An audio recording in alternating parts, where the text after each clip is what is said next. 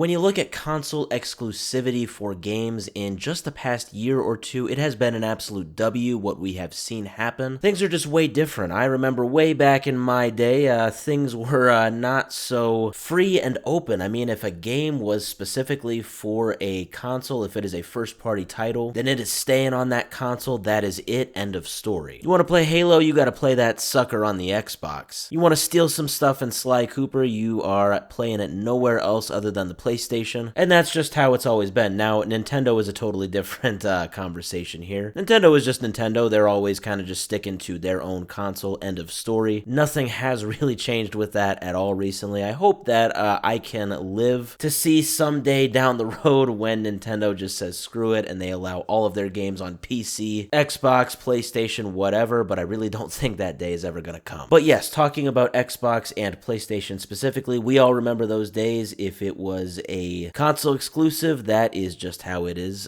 gonna be, and that's not gonna change. Well, thankfully, at least in terms of Xbox, we have very much seen that change recently. We've seen Xbox completely rewrite their strategy and very much go multi-platform. They have given the titles that were once exclusive now to PlayStation and Nintendo. Games like Sea of Thieves, Pentiment, Hi-Fi Rush, these are games that we are now seeing coming to other consoles now. Even though they have been out for some time for the Xbox, they are now being released on the Switch and the PS5, so that is obviously great. We've also heard a ton of rumors of like the Halo Master Chief Collection and Gears 1 through 3 coming to these consoles. And the thing with Xbox is that they have really made it clear that this is not only going to be the case where they do this day one release on the Xbox and release it later on other consoles. It really seems like they are just not elevating the Xbox above any of the other consoles at all. Like there's not going to be any timed exclusivity going forward. I mean, it's all kind of vague right now, but that is what myself and a lot of other people are coming to the conclusion to. So that is just great if you are on any other platform than Xbox. Now, PlayStation is kind of a different story. They're a bit more stubborn when it comes to their exclusive titles. Yeah, they're not wanting to just throw all of their games day one onto any console that will take them. It's a little bit different, but they have actually done some things recently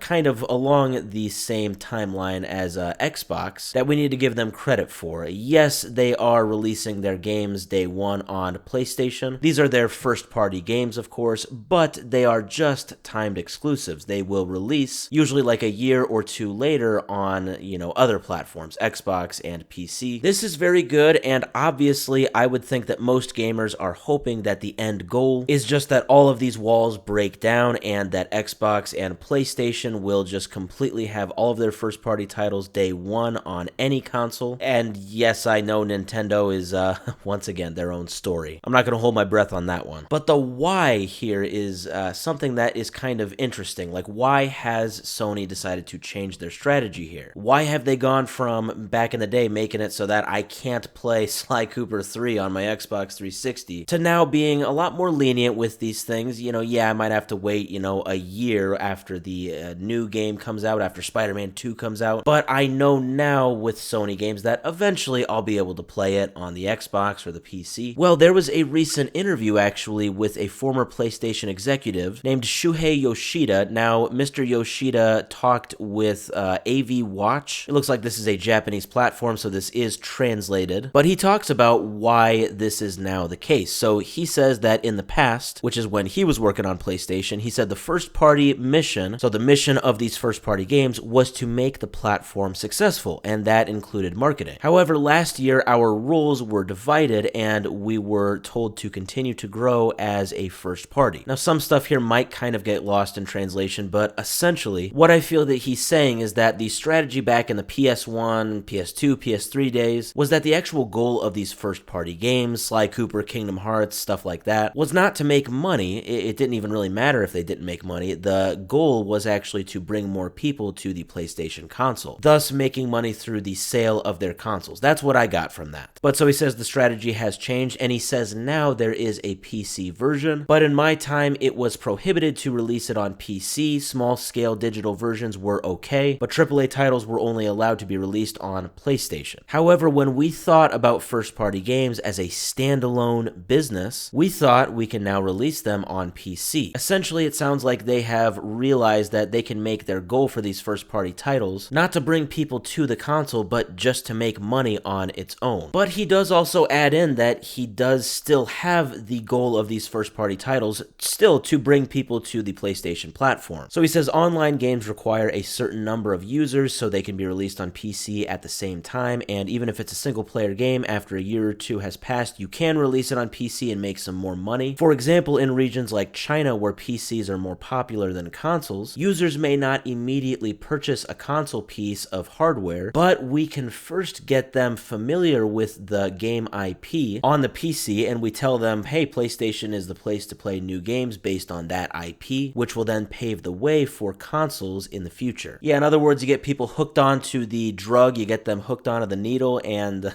you just say, hey, PlayStation is the place that you can get all of the stuff that you need for your fix. Maybe a crude way to put that, but yeah, you get it. So yeah, essentially he is saying now the role of first-party titles has dramatically changed. They are now not trying to use them to get people to buy a PlayStation, they are using them just simply to make more money by itself. And I would have to imagine this is the conclusion Xbox came to a while ago, which is why they are probably doing this thing. It is nice to get some clarity on why PlayStation has been doing this. I do hope that sometime down the road Nintendo can follow suit so that, you know, if you have like a PC, you can pretty much play any game at all under the sun, legally, of course, legitimately. But for right now, we know that this is PlayStation's strategy now. They officially really don't want to keep other players that aren't on the PlayStation platform from experiencing their first-party title. It's all just about strategy. They want to keep these first-party titles on PlayStation just for a time. After that, they will release it to any other consoles. This is all part of a broader strategy just to make more money overall from these single games by themselves.